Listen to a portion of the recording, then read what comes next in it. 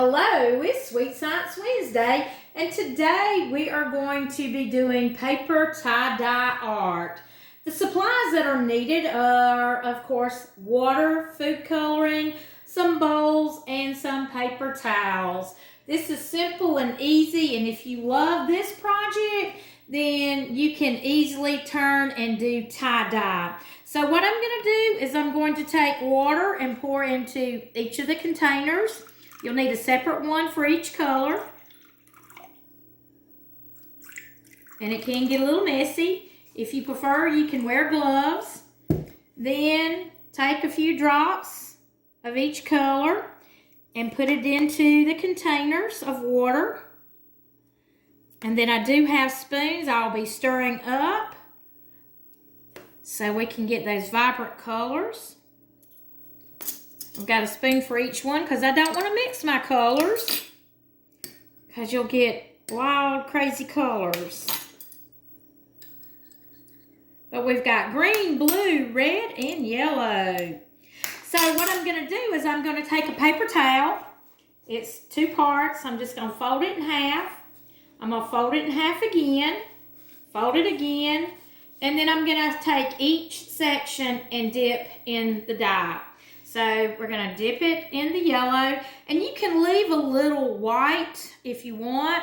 It's just up to you. Then I'm going to go in the red. It's going to intermingle a little bit.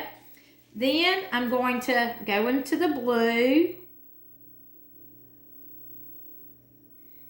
And then the green. Okay, what I'm going to do now is I've got something that you would use if you're baking cakes to let it cool on. And I will open this paper towel. Let me get this one back under here. Okay. And I will open this. You see how vibrant the colors are? They didn't bleed too much like on my samples that I've got on the table. Let's see if I can get this open.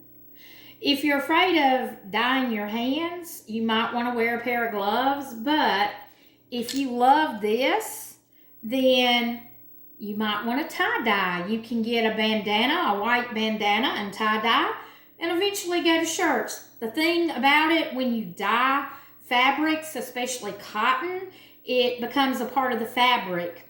It's the molecules that are in the dye that make it become as one, and the same is in the paper towel.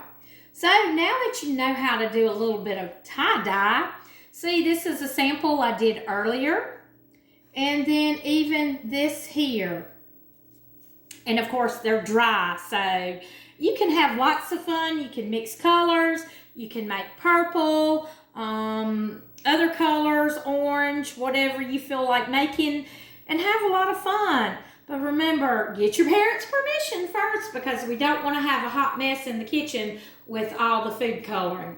We hope you have enjoyed learning a little bit about tie-dyeing, and maybe, you know, summer's coming up. I know we haven't made it to spring yet, but summer is coming up, and maybe you and your family might want to get real creative with some tie-dye and make some tie-dye t-shirts.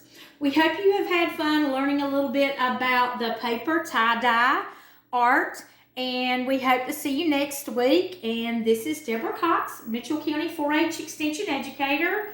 Have a Sweet Science Wednesday. Bye-bye.